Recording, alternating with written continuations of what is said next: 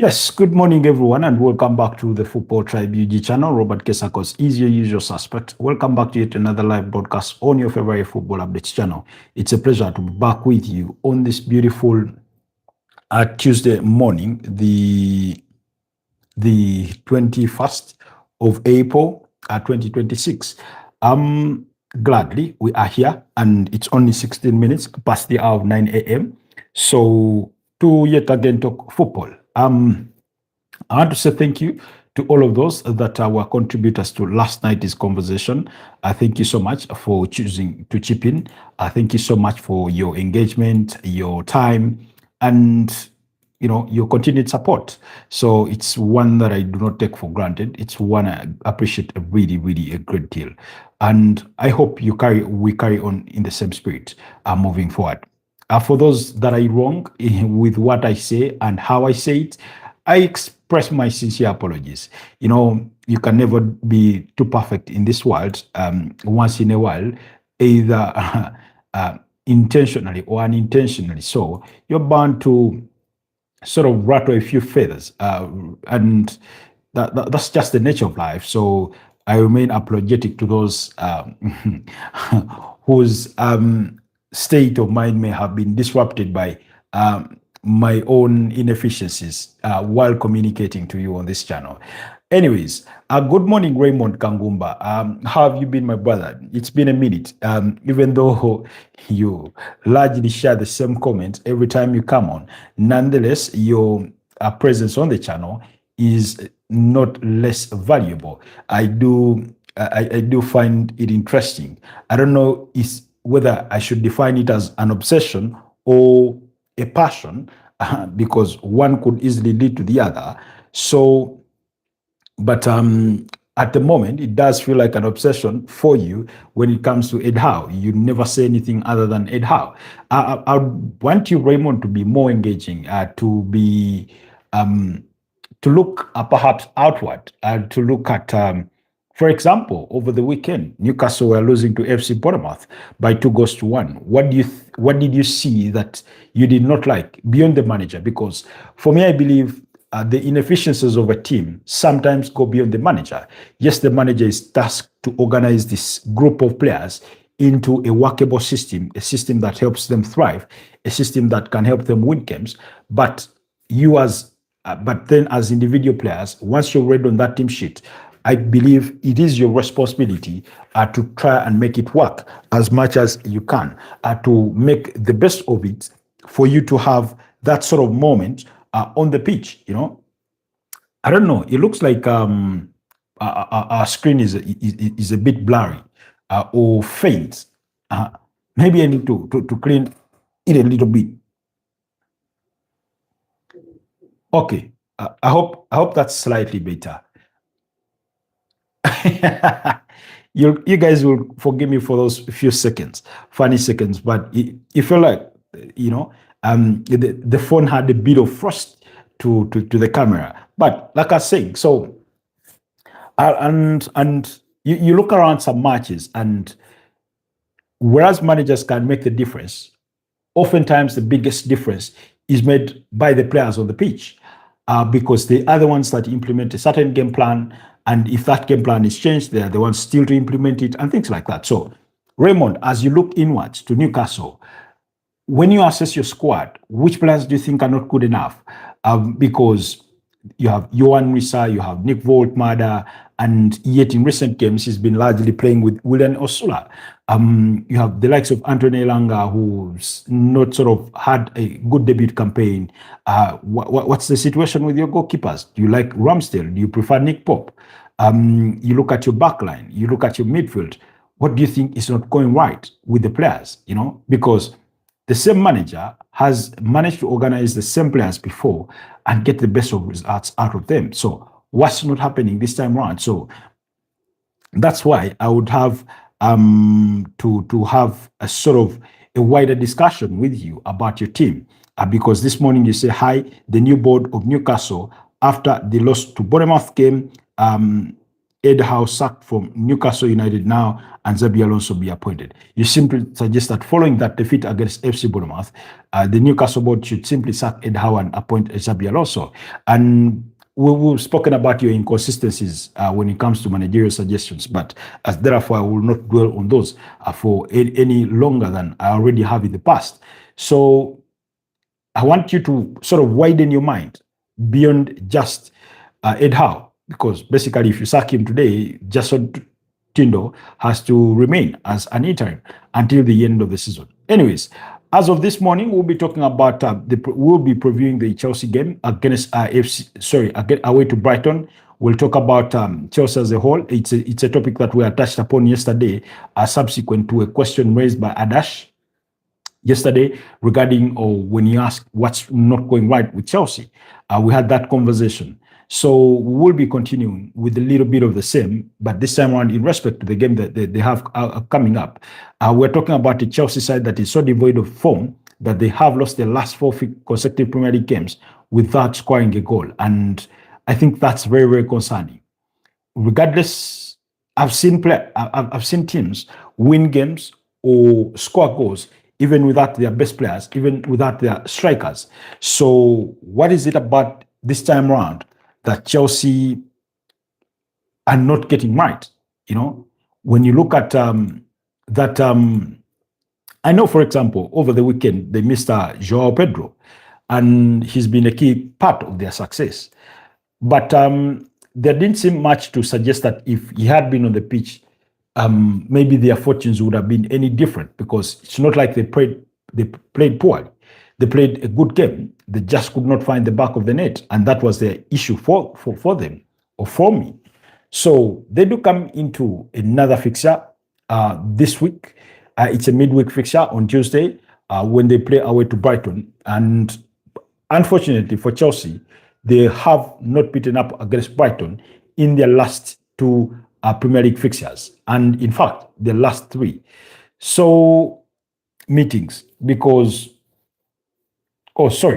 their last 2 only. Their last 2. That's where they've not won.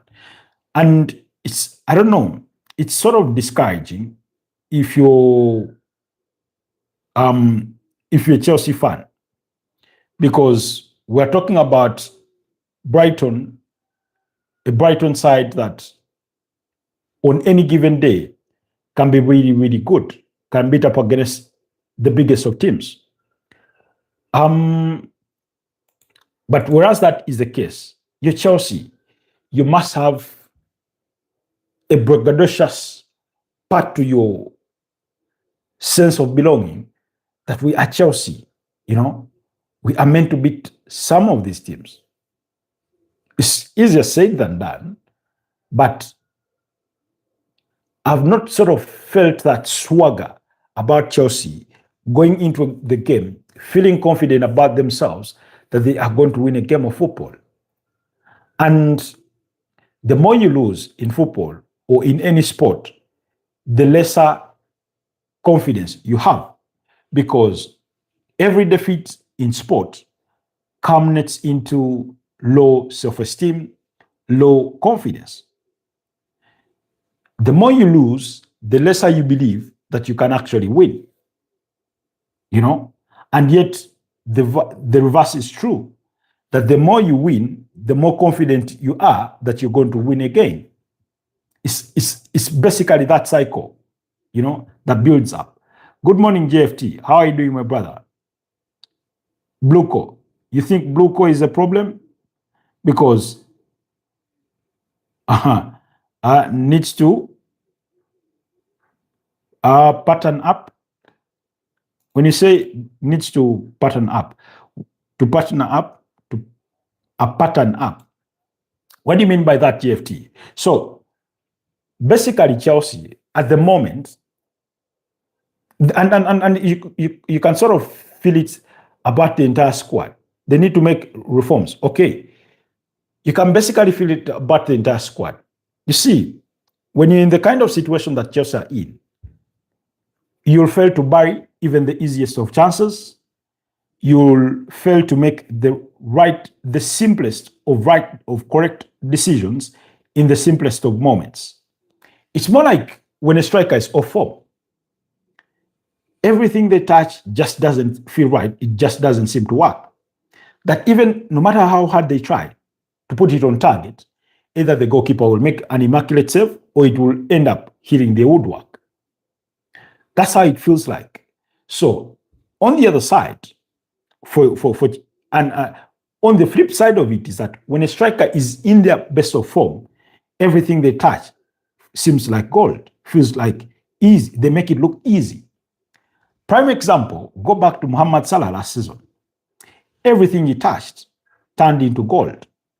He was in his stride. Sometimes you felt he did not need to do much to score goals or to assist or aid his teammates score those goals. And yet, somehow, Raymond, I'll get your comment in a bit. And yet, somehow, that's the very opposite of what it is this season. When Mohamed Salah scores a goal today, it does not feel effortless. It sort of feels like it's been a long time coming or he's waited for it a long time. Why? Because goals have not come as fast. So basically, that's where Chelsea find themselves, that they are devoid of confidence. Why? Because they've just been losing game after game, game after game. In the last, I think, 7 games, and I stand to be corrected on here, but I think in the last 7 games, across all competitions, Chelsea have won 1 game. They've lost 4 consecutive games in the Premier League against Newcastle by 1-0, against Everton by 3-0, against Manchester City by a similar scoreline, and against Man United over the weekend by 1-0. In between that time, they've lost twice to PSG home and away, 8-3 on aggregate score at the round of 16 of the UEFA Champions League. Now, that's 6 games. So the only game they managed to win was that against Preston North End. Port Vale. And it was no surprise. It wasn't a surprise because the Port Vale, the bottom of what? League 1, that kind of thing. So really, we cannot overly praise Chelsea for winning that game when they have not won the other games or even tried to. So form is not on their side. And it's also that lack of form is why you've had sort of not mixed reactions, but these players in a way venting to say things are not going right. Things are not going right. And whereas they are in part to blame or have their own fair share of responsibility as to why things are not working, it's not entirely on them.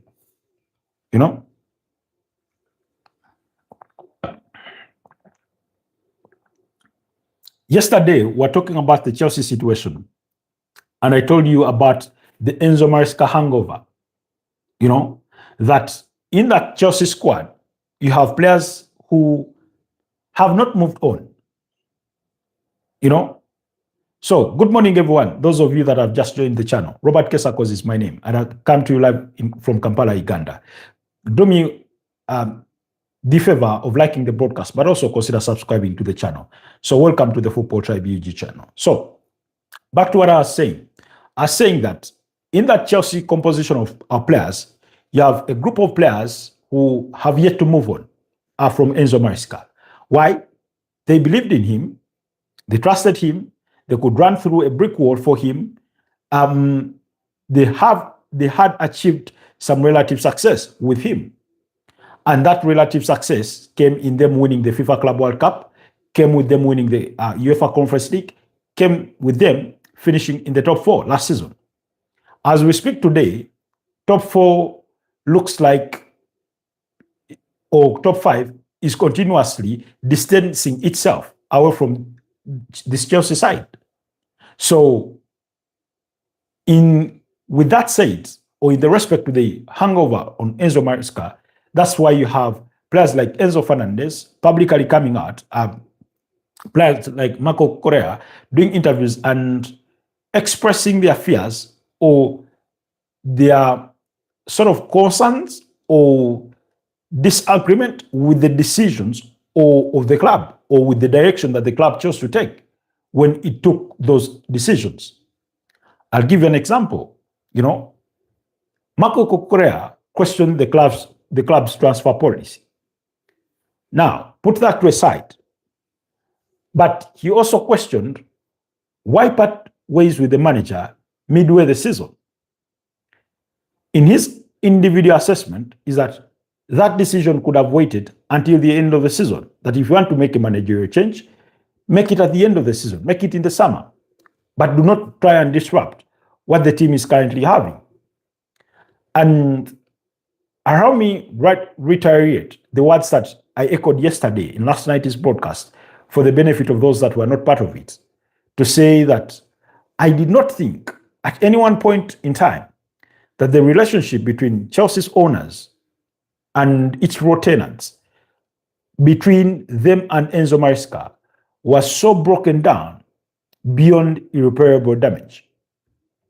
I never thought about it that way. And henceforth, that's why I've always said, and I'll keep saying it until I die on that hill alone, if that were to be the case, that why did they make the change when they made it?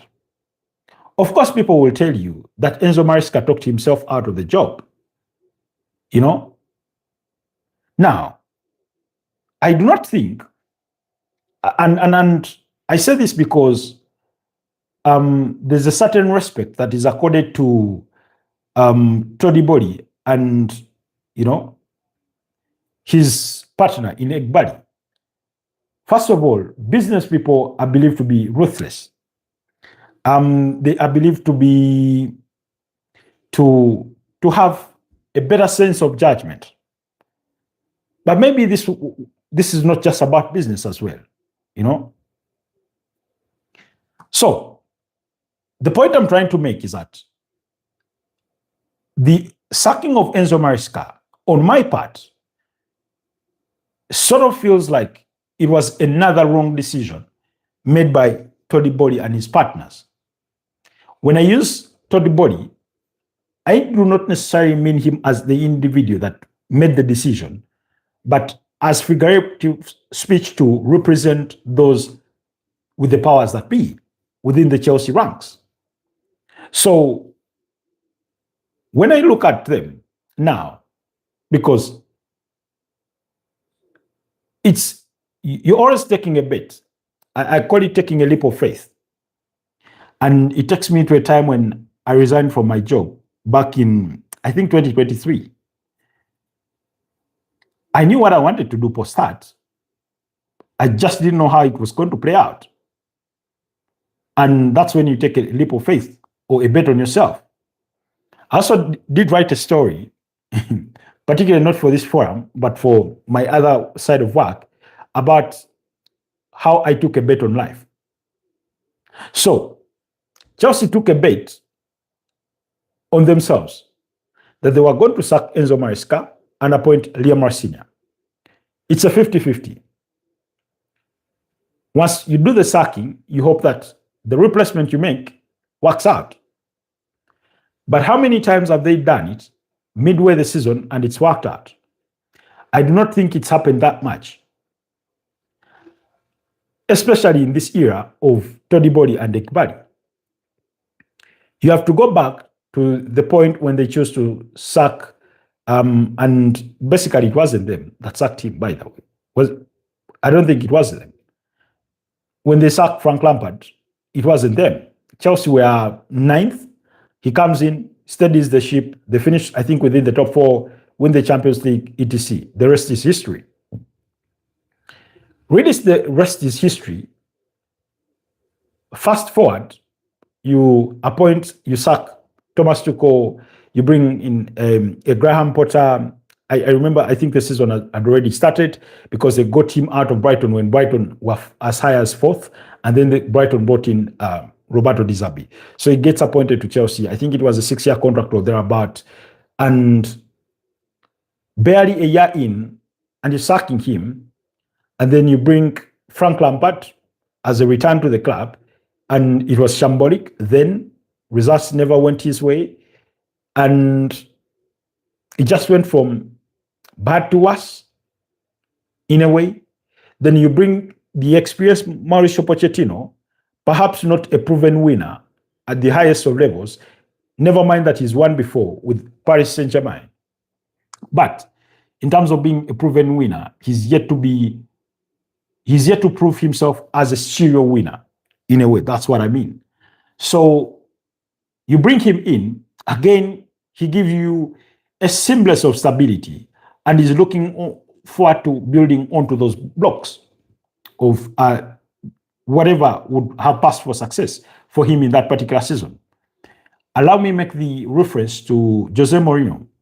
I think this was the 2017-2018 Premier League season when he finishes second on the Premier League log with Manchester United behind, I think there were 19 points or 18 points behind the eventual champions, Manchester City. Remember that Centurion team for Pep Guardiola? And Jose Mourinho defined that as his greatest ever achievement in football. We are talking about a manager who had at that point twice won the UEFA Champions League, in 2004 with FC Porto and in 2010 with Inter Milan. We're talking about a manager who until that point had won himself 3 Premier League titles in 2005, in 2006, and eventually in 2015. We are talking about a manager who, with 100 points, had set the record in winning the Spanish La Liga 2012-2013. So, and all the other achievements that he had in the wake of his path. But yet he somehow defined that as his ever greatest achievement. The point I'm trying to make is that maybe, in a way, Mauricio Pochettino may have defined his 6th place finish after the 2023-2024 Premier League season as one of his best ever achievements in football, because, again, he was new to the team.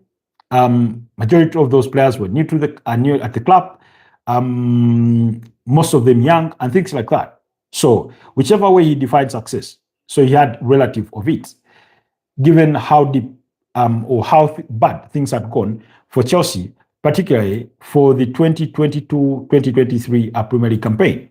Again, for those of you that want to remember, Chelsea had finished as low as 12th the previous season. And because they had finished as low as 12th, a leap to 6th place finish must have felt like a bit of a success the subsequent season. But like I said, they are Chelsea. They ought to be competing for bigger things, or they must be rising to higher occasions than that. So they get to the summer, assess their options, and Mauricio Pochettino is telling them, look here, guys, I need a bit of experienced players to help me out here, and we'll build this team. Tony Boli, Ekbali, and their minders decided otherwise. They perhaps could not come to terms with what his suggestions were, and they part ways. Mutual consent. And then we bring in Enzo Maresca. Now, when Enzo Maresca comes in, I am one of those who had doubts about his prowesses as a manager or a head coach. And my doubts about him were rooted in the idea that he's a rookie and Chelsea is a big club with big demands. Beyond working with Pep Guardiola, he had only been at Leicester City for one season and just guided them triumphantly to the promotion in the Premier League. From the 2023-2024 campaign, he promoted them to the Premier League from the Championship. And they had done tremendously well. So he gets appointed to the Chelsea job, and it's a huge step up. Going from Leicester to Chelsea is a huge step up. So he comes in. We had our doubts, and I do not think I am the only one who had those doubts. So he does well, tremendously well, in my humble opinion. Winning the UEFA Conference League, for me, that wasn't a surprise. In fact, it was expected, it was demanded, it was a given. Why? Because, they were the biggest club in the competition. Then, but for me, what qualifies for him as a success is not winning the UEFA Conference League. That was just a bonus. But finishing with Chelsea in the top four, that was achievement number one, because it would have been Chelsea's objective to get back to Champions League football. I've always explained what Champions League football or European football means for majority of these clubs.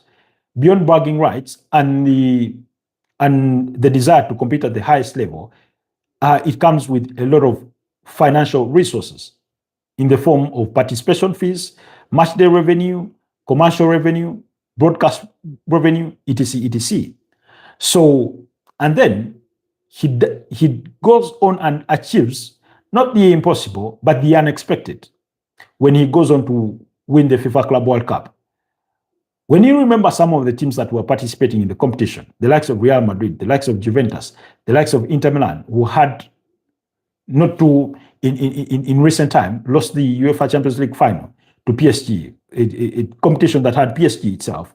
Yes, it may not have had some of the other world beaters, the likes of, let's say, maybe Liverpool, maybe Arsenal, maybe Barcelona, regardless of how you may classify them. But it's no less that they had some really, really good teams in there. Manchester City inclusive, Al Hilal, Flamingo, and etc., etc. Chelsea rose to the top, creme de la creme, and they win the FIFA Club World Cup. So in winning those two competitions and guiding them to a fourth place finish in the Premier League that season, I thought that's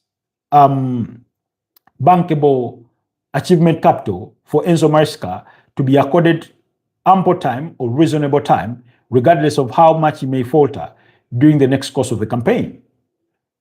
And a lot of Chelsea fans, not majority, but at least those I share spaces with, either by following their opinions or by having chats with them, did constantly question Enzo Maresca's tinkering of the team. And that's to say he was not perfect.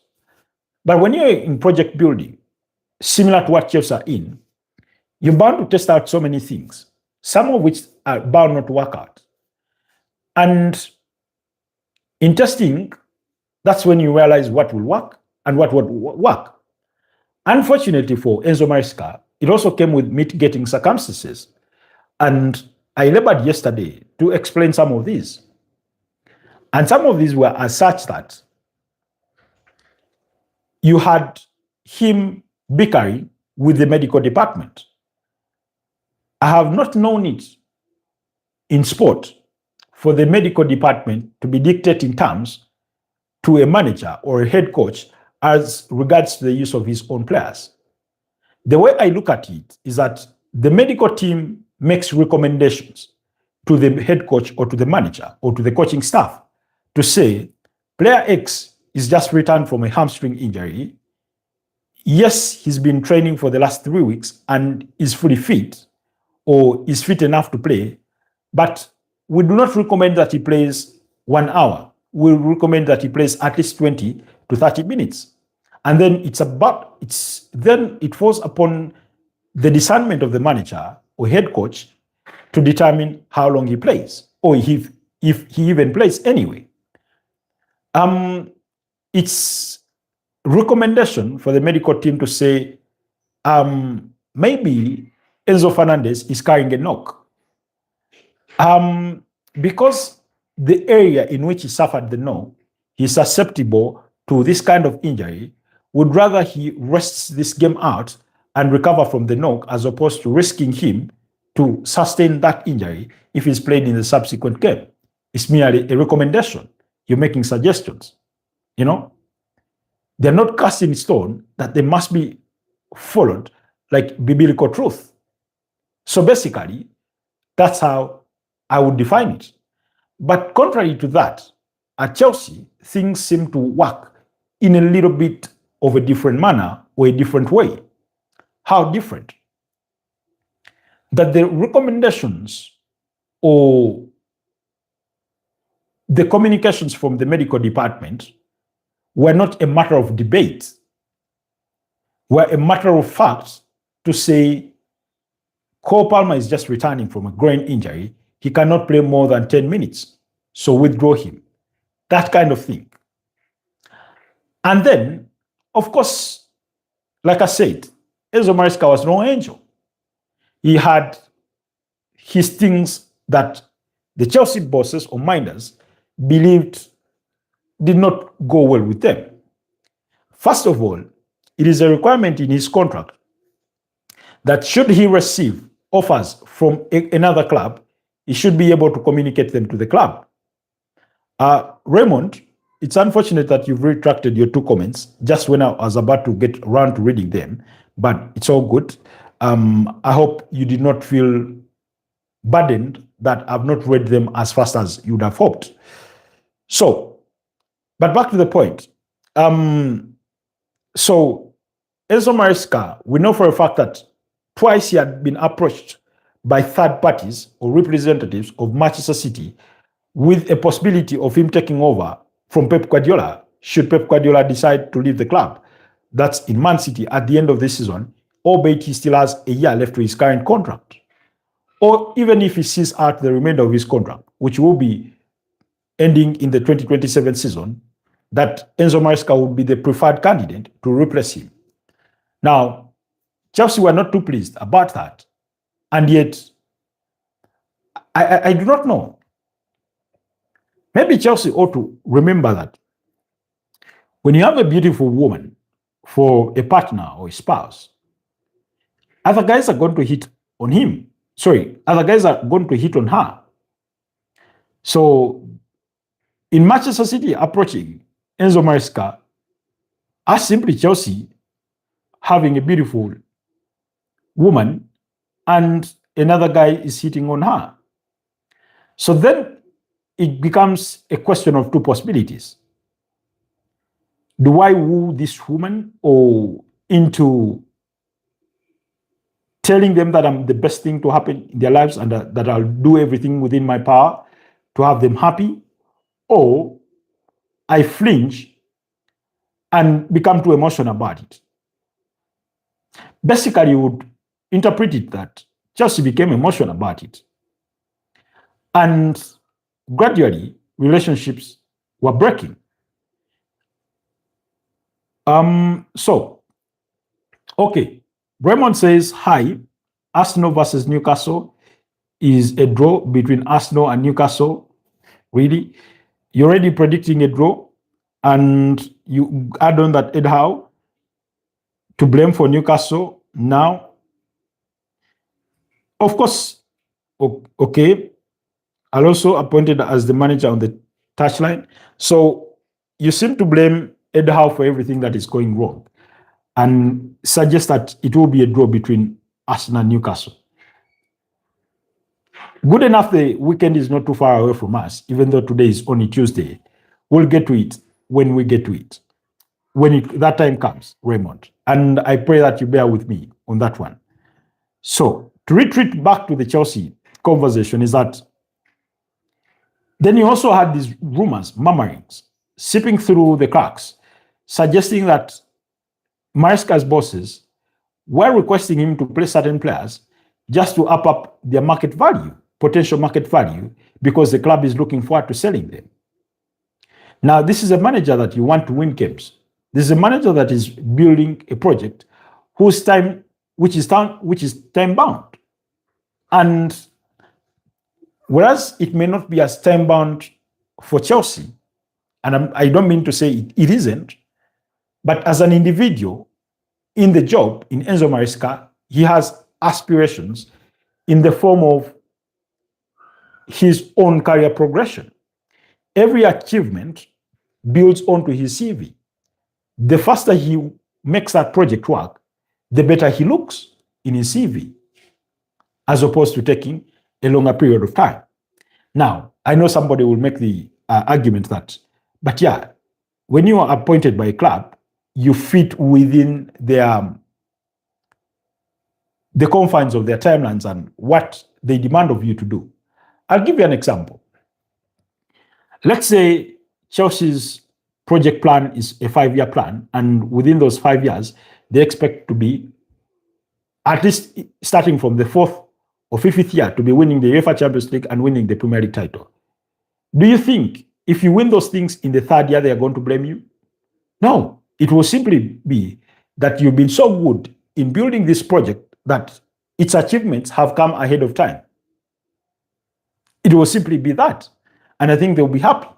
So that's why I say maybe the aspirations of Chelsea were not consummate to those of the manager in Enzo Maresca. So long story short is that they choose to part ways. Now, once they part ways, Liam Marcinia comes in. Liam Marcinia, you knew you have your way of playing, which is not too different from that of Enzo Maresca, but there are a few things that you'd rather tweak based on the observations that you may have made prior to your appointment. But then also you acknowledge that changing one too many things as soon as you walk through the doors will not be ideal for those group of players. And I think it went about it the right way and decided that they will be doing, that they will go at it gradually. And early days, Liam Marcinia has done brilliantly well. But in the last month or so, yeah, performances took a nosedive, and so did results. So, and that's how we arrived to the question or to the situation that we are in today to ask, can Chelsea go away to Brighton and win a game of football? Will Chelsea go away to Brighton and get 3 points? Because they're not seeking a point, they're seeking for 3 points. And the significance of those 3 points is that it will determine whether they get themselves back into the conversation for the top 5 race or they are going to remain outside of it. From this point henceforth, every point matters. But for Chelsea, every 3 points should matter even more. Because as Chelsea look upwards to close the gap on those that are ahead of him, because there's at least a 5-point difference between Chelsea and the next team to him upwards in Liverpool, and 10 points between Chelsea and Aston Villa in 4th place. And yet, below him, the team, there are about I think 4 teams in Brentford, in Bournemouth, in Brighton, and Everton, whose point difference between Chelsea and them is not more than 1 point. So that's the concerning part. That if Chelsea continue to stumble, they could drop as low as 10th in just a snapshot. So for Chelsea, this is going to be match day 34 or match 34 for them. If they lose to Brighton, Brighton leapfrogs them in the first place. Brighton moved to 50 points.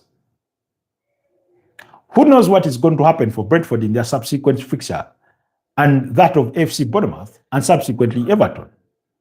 So if those 4 teams win their next 1 game, really Chelsea have stumbled against Brighton, we could easily go into the weekend as they will be looking forward to play Leeds United in the semi-finals of the FA Cup at Wembley when Chelsea are 10th on the Premier League table.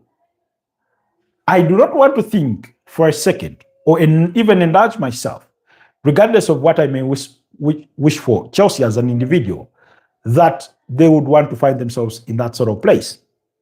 I do not want to believe so.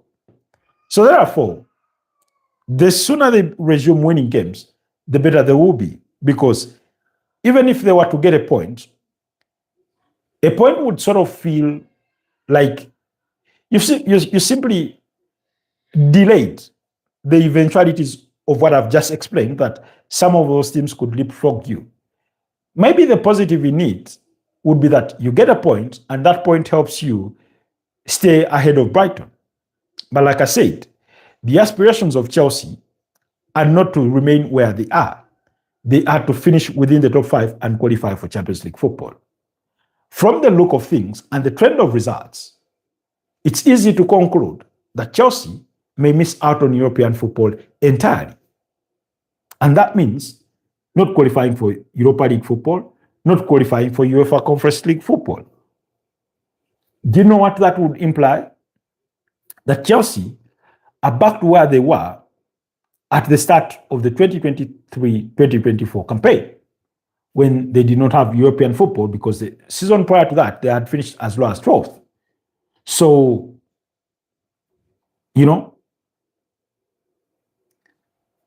that's the chronology of events at Chelsea. That's the story of Chelsea. I'm sorry that we've had to drag on and on about this Chelsea topic, because first of all, they are worth it. They are that big a club. And whether you like them or not, they have their status really, really high within the realms of Premier League football. So in the context of itself, like I said, Chelsea have not won the last two against Brighton. They've lost both games. 3-1 earlier this season at Stamford Bridge, and 3-0 at the Amex the season prior. And then also, in their last two visits to the Amex Stadium, Chelsea have not won, because the other, I think, was in February 2025, when they lost in the FA Cup against the same side. Now, Brighton on the other side have confidence on their side. They may have had to battle their way into forcing Tottenham Hotspur into 2-2 draw, but have only lost one game in their last 5, which was a 1-0 defeat against Arsenal. Really, they won the other 3, beating against Sunderland by 1-0, beating Liverpool by 2-1, and Burnley by 2-0. Now, if you're Chelsea, you're reflecting on the result against Liverpool and thinking, oh, they can be giant killers. So then let's go inside the stadium or the pitch in terms of what we should expect. I do not know if the likes of Richie James will be back for this one, but Joao Pedro missed a wicked fixture through a minor issue that they did not want to risk him. At this point, there's two ways to it. In some cases, teams are not risking players because it could come at the cost of them missing out on the World Cup. For example, we have Hugo Ekitike, who suffered an Achilles tendon injury or tear, and is going to miss the World Cup and subsequently the entirety of the start to the next season. Then on the other side, you also have the likes of Rodrigo Goes, who suffered a knee injury and has since been ruled out from the World Cup squad. You have Arsenal tiptoeing themselves around Bukayo Saka's an Achilles tendinopathy, with fears that if they push him, it could come at the expense of him suffering a bigger Achilles injury and then miss out on the World Cup. So that's why, for these players, they're being cautious, and the clubs are respecting that. So, in terms of a probable lineup or how Chelsea could set up, of course, I for one expect no changes in the goalkeeping position for Chelsea. Robert Sanchez to be in goal. That's how I want to think.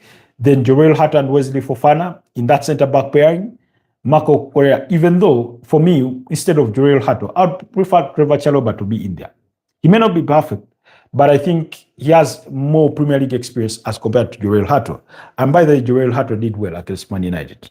So, and then Malo Gusto at right back. Then the midfield of Moises Caicedo and Enzo Fernandez. Then Cole Palmer, Garnacho, of course, where Estevao is absent through injury. And by the way, it's expected that his hamstring injury could see him out for a period of at least 15 to 20 days. And therefore, there is no scare that he could miss the World Cup. Speaking of Willian Estevao, apparently, it's been a known secret that Willian Estevao has hamstring issues. And therefore, that Chelsea need to be very cautious with him every time he feels an ego. But in sort of pushing the limits, they've had to play him, sometimes even against what the preferences would be. And that's why he's ended up in the sick bay. So anyways, Cole Palmer, Pedro Neto, and Liam Delap to lead the lines.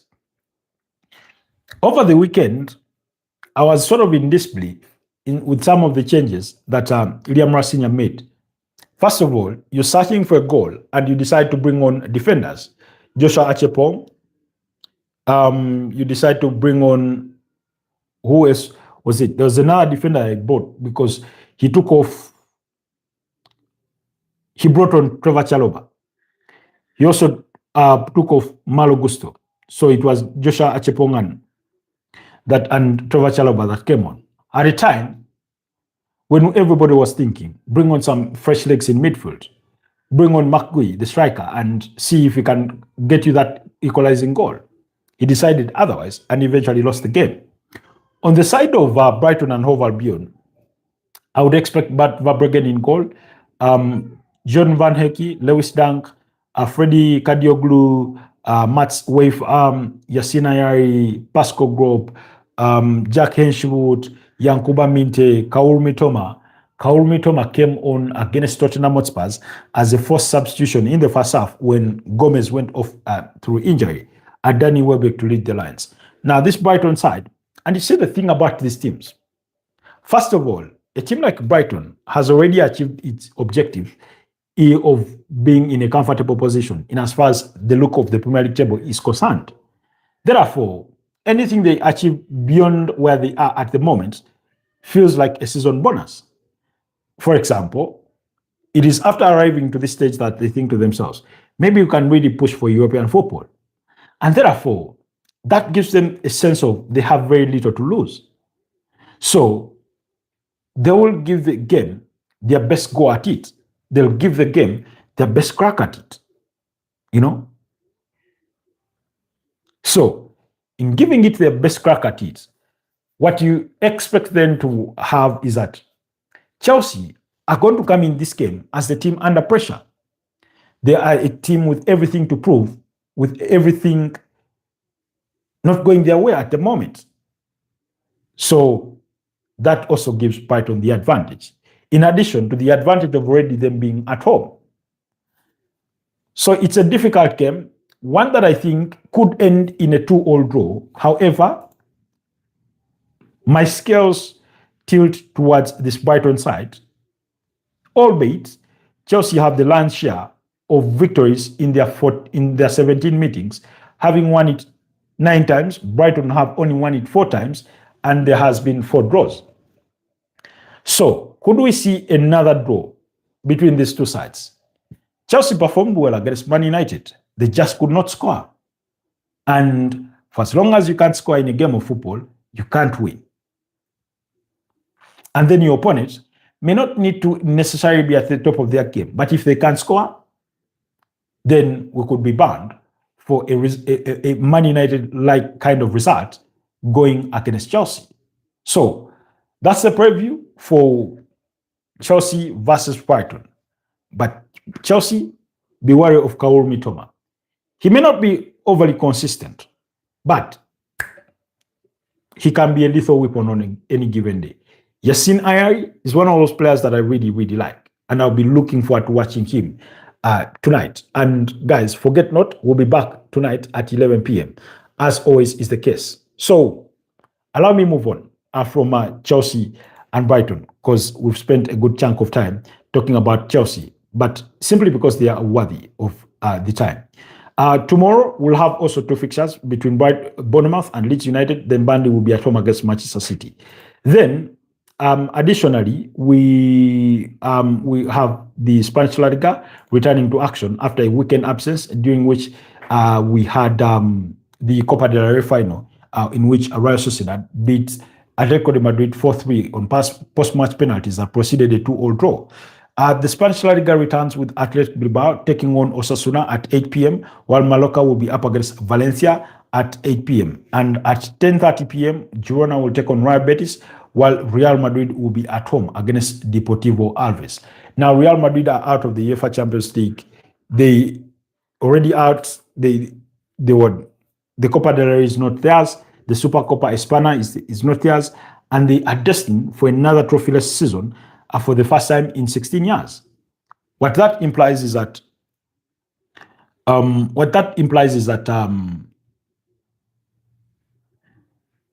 they have nothing really left to play for, in a way. And the reason as why I say that is because I'm privy to the fact that Barcelona are 9 points clear at the summit of the La Liga standings. And unlike Arsenal, I do not think Barcelona are going to squander a 9-point lead at this stage in the season with 7 games left to play. In football, nothing is impossible. But Real Madrid will need to keep winning for pride purposes. Win your remaining games and finish as high as you can. Because in the perfect world, if Real Madrid win all their remaining games, the best they can do is finish 6 points behind Barcelona, because there's that El Clasico to be played on March the 35. In an ideal world, because their destiny is not in their own hands, they can only hope that they keep winning and then somehow Barcelona stumbles. Because let's say Barcelona were to draw just 2 games and really Real Madrid were winning, that would be 4 points chopped off the board, and what is 9 would simply be boiling down to 5. And if they can go and win the El Clasico, it then comes down to 2 points. Nonetheless, it still doesn't give Real Madrid the title. They would still need to rely on the inefficiencies of Barcelona or pray to the strength of Barcelona's opponents that they cause them to falter for them to find a way through. Is that what I envision? Not necessarily, or not entirely so. So really, it's going to be that sort of a thing, or that sort of case for Real Madrid. It's another trophyless season. Real Madrid are suffering problems not so different from those of Chelsea, even though the situations are completely different. They decided to part ways with Xabi Alonso, who I faulted little for, if any, and bestowed Alvaro Arbeloa. Now, I don't think Alvaro Arbeloa has done pretty much many things wrong. In any case, you could say he's done so many things right. But one of the things that I constantly ponder about is that who are Real Madrid going to appoint as their next head coach or manager? I've said this time and again, I support Real Madrid. I mean them well, but I wouldn't want to see Jurgen Klopp at Real Madrid. And this is for footballing reasons. Not because he's not good enough for Real Madrid, but I would rather see him at Atletico de Madrid, because Real Madrid are capable of getting literally any manager good enough to coach them that is not a former Barcelona manager or former Barcelona player. In other words, don't expect it to be Pep Guardiola. In other words, do not expect it to be Xavi Hernandez. Do not expect it to be who? I'm trying to think. Luis Enrique. But outside that, and I've had murmurings or rumors that they could go for Francis Didier Deschamps after the World Cup. I've not seen Didier Deschamps at club level, because for majority of the time that I have tried my best to follow the game, he's been with the French national team. So, hi Milton, good morning to you, sir. From how are you doing, Milton? So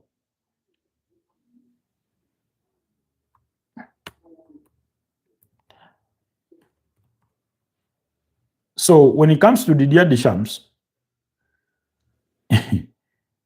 there's because it's sort of written on the wall. He's been with the French national team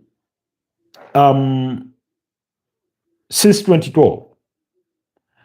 That's close on to 14 years. Of course, he had been to Marseille, Monaco, and in between there, Juventus.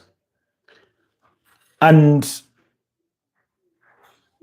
by that time, hasn't following football to the T the way I am doing in present day. So that's why my biggest memories of him, beyond winning the Champions League in '93 with Marseille, I've been with the French national team, and he's been good. Usually, when you've been that out of touch or out of club football management for over a decade, as he has been, trust me, I have questions over you, because there's a staggering contrast between club football and national team football.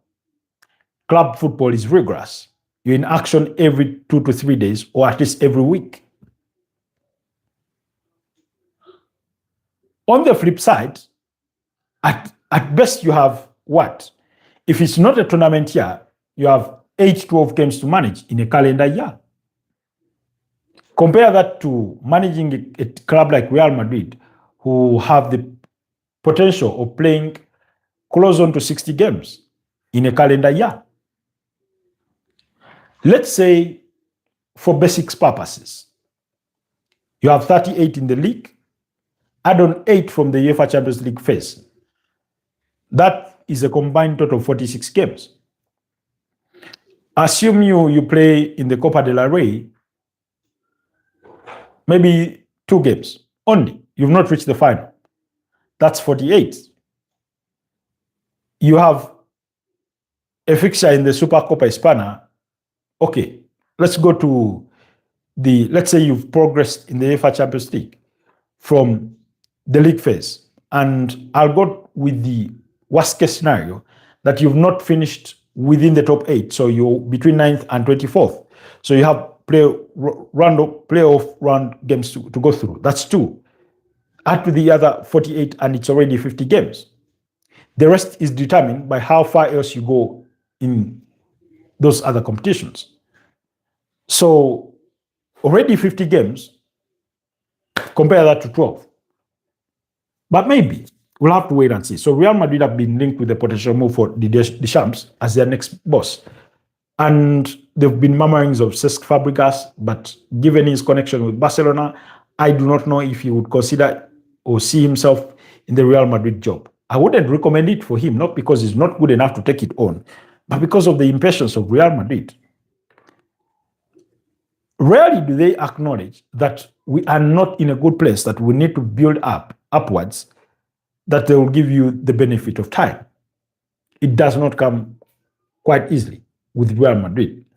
So this season is almost as good as gone. It would necessitate a miracle, which is what I've said about Arsenal on the other flip side in the Premier League, for them to win the La Liga title. So basically, I do not think they're going to win the La Liga title. They'll come up empty-handed. We'll go into the summer. I've recommended that they go through a bit of a squad overhaul. They are already going to part ways with players like David Alaba. In addition, I would add Raul Asensio, keep Antonio Rudiger, Eder Militao, and Dean Howson, and find another elite centre-back. I would go to the right-back position. Dani Carvajal should be leaving. I would have that one replaced with a very, very competitive player to help Alexander Trent-Arnold. I'd go to left-back and part ways with Ferland Mendy and Fran Garcia for another player. Okay, maybe Fran Garcia, I don't know. Maybe you keep him as a squad player, but I'd part ways with him and look around for another very, very good left-back. Alvaro Carreras has been really, really good. But how about when he's injured? Then I would come to the midfield and part ways with Dani Ceballos and part ways with Eduardo Camavinga. You know, I'd part ways with Brahim Diaz. That's midfield, attacking midfield. I'd go to the forward lines and part ways with Gonzalo Garcia, even if it is on loan. But in all those players that you're parting ways with, you're bringing in replacements that should ordinarily be upgrades to the ones that are exiting. That's how you get back to Real Madrid to where they belong, competitively. But the crucial question about that, even though for Real Madrid the model is buy the right players, task the manager to use those ones to get the most desirable results. Now, I sort of respect that. But the point I'm trying to make is that they need to answer that question as soon as yesterday. Who is going to be the man in charge at Real Madrid come next season? So it's a very, very important question to reflect on for us in the footballing world. Anyways, still today, in Coupe de France, there's a game between Lens and Toulouse. That's at 10:10 p.m. Then also in the Italian Serie A, there's a game between Inter Milan and Como for the reverse fixture of the Coppa Italia. The first leg ended goalless. Really recently, Inter Milan had to overcome Como, beating them by 4-3. I think Inter Milan would be looking to win the double because the other fixture for the Coppa Italia semi-final, I think has to be between, is it Napoli? No, sorry, between Atlanta and Lazio. The first leg ended 2-2. So Inter Milan could fancy their chances at winning a cup double. That's the Scudetto and the Coppa Italia, and I think that would be very, very good for Christian Chivu. But also tomorrow, in the DFB Pokal semi-finals, there'll be a game between Bayer Leverkusen and Bayern Munich. So look forward to that as well. While in Coupe de France, there'll be one between Strasbourg and Nice. That's on Wednesday. So those are some of the fixtures that you should be looking out to or for in as far as today is concerned. Chelsea versus Brighton, Spanish La Liga, Athletic Bilbao take on Osasuna, Mallorca against Valencia, Girona against Betis, Real Madrid at home against Deportivo, while Inter Milan take on Como at 10 p.m. and Lens versus Toulouse. And then, of course, in the championship, you have a whole host of games, but Coventry City have been confirmed already to have been promoted. Just like after yesterday's result, the goalless draw between West Ham and Crystal Palace, Wolverhampton Wanderers were officially confirmed as relegated. They cannot bounce out of the relegation zone. Hi, Adash. How are you doing? Unfortunately, you missed a good chunk of this broadcast. Adash, I recommend to you that after this broadcast, you go back and rewatch the broadcast from start to finish again, because I spent about 45 minutes talking about Chelsea, the chronology of events of how they have arrived at where they are in the sort of build up to the Brighton game to give the preview. But I had to give larger context and picture of what is happening at Chelsea.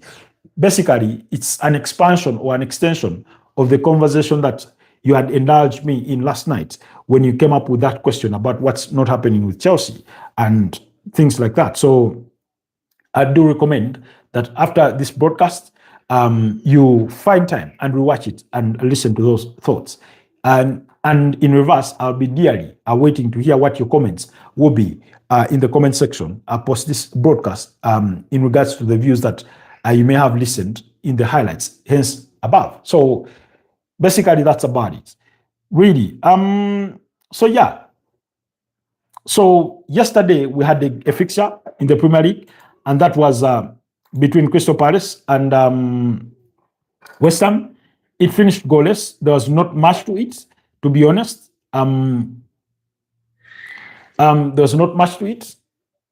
West Ham would be very, very disappointed that they could not beat up against Crystal Palace. Crystal Palace thought they had scored through Ismail Sarr, but subsequent to that goal, the ball had brushed off Jean-Philippe Mateta's arm, so the goal could not count.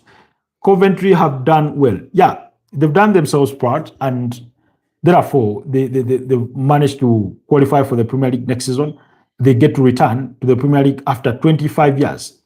Now, if you ask me where was I 25 years ago, 25 years ago, I was probably in primary school or preschool, but most probably primary school. So really, what Frank Lampard has been able to do with Coventry City is nothing short of remarkable. But always the big question for these newly promoted teams, and among those that could stand a chance to return, is Ipswich Town.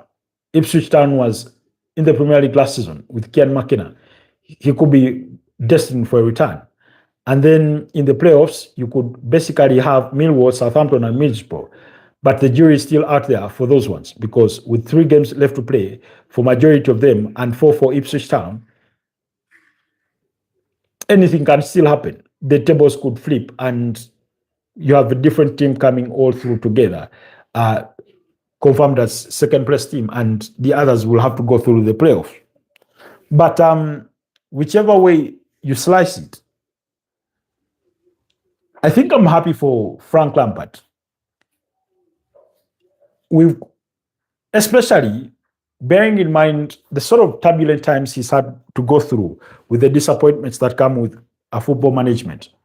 Right from Derby County, getting the Chelsea job, it not working out, getting the Everton job, it not working out, returning to Chelsea as an interim, that was shambolic, going through all those sorts of emotions, So yeah, okay. Milton says, the question is, will they survive the Premier League? Exactly. That's the biggest question that every newly promoted team ought to ask itself. Can they survive staying in the Premier League? And it's never an easy task. You can easily throw money at it, but if you do not throw that money wisely, you're bound to end up in the same spot. And we know that the competition in the Premier League is continuously and consistently or constantly different. It's just a different ball game altogether. It's just a different ball game altogether when it comes to the Premier League. So the question is, what do you do to stay up? Obviously, you ought to sign some players that are up to the bidding. You'll need to combine a bit of experience. Look at what Sunderland been able to do, bringing in the likes of Grant Xhaka. But in addition to the likes of Noah Sadiki, Reynold Mandava, Mukele, Robin Rofis, etc., etc. So the point is that I don't know if you go and rate the likes of Newcastle and get the likes of Joe Willock. I do not know. I do not know if you go to any of these relegated teams and pick out a player or two that have been standout performers. I do not know. Do you go to Burnley and say, give us Fleming? Do you go to, let's say if Nottingham Forest were to be relegated and pick out an Elliot Anderson, but you're not going to get Elliot Anderson when all top clubs are clamoring for his signature. Are you going to get an Igor Jesus from them? Are you going to get an Omar Hudson? So it will have to depend. A well done Chelsea win and loss does not matter at the end. How well you played, that matters the most. Now, Adash, trust me, how you play matters. That's true. But in any sport, the final result is always very, very important. I'll give you an example. First of all, based on your analogy, that's in the grand scheme of things or project building. That's how you play is really, really important. But when you find yourself in the position that Chelsea are currently in, where they think they need to qualify for European football, and more importantly, the Champions League, if possible, then at this point, it's the results that matter. That's why for Man United, they will not give a rat's ass that they did not have a good display at Stamford Bridge. All that mattered to them was the 3 points that further guarantees their qualification for Champions League football. Previously, while in this same sport, I've explained the importance of European football, particularly the Champions League. It comes with lots of money, and lots of money means reinvesting in their squads, getting the right players, etc., etc. So that's importance number one of qualifying for Europe. But most importantly, Chelsea are a big team. They want to be competing with the other big teams. They want to be in the running for major titles and major silverware. So if you constantly play well and you're not winning games, that playing well will cease to matter. Look at it this way. If Chelsea play the way they played against United, brilliant game, but end up not scoring for the next 5 games, what's going to happen? They'll possibly lose the next 5 games. And what will go down in history will be that they lost 9 consecutive games. It won't go down that they played well, but lost. They'll simply put it, they lost 9 consecutive games. And I've told you the mathematics on the Premier League table. If Chelsea were to lose to Brighton and other teams below him win, by the time we get to match day 35, Chelsea could be in 10th place. That's the significance, you know. The UEFA Champions League earns more funds, but a team must have a very strong squad. That's why only a few teams are capable of winning it. Yes, and because of those very funds that you earn by participating or playing in the Champions League, that's what aids you into building a strong squad.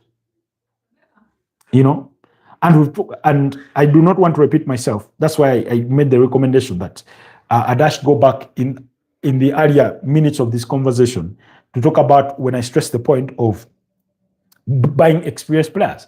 They're not going to come cheap. You need them.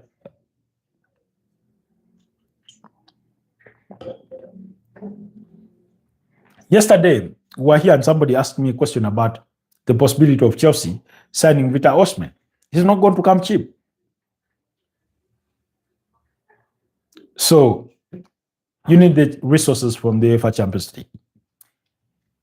Anyways, guys, Milton, Raymond Kangumba, Raymond, your second submission is not much different from the earlier one. Adash, GFT, thank you so much for having been part of this morning's podcast. Allow me wish you a wonderful rest of the day. We'll catch up again tonight for our late night podcast at 11 p.m. East African time. It's always a pleasure. I do appreciate the continued love and support, your engagement in these conversations, and I wish you the best of luck for the rest of your day. Stay blessed, and until next time. Bye-bye for now.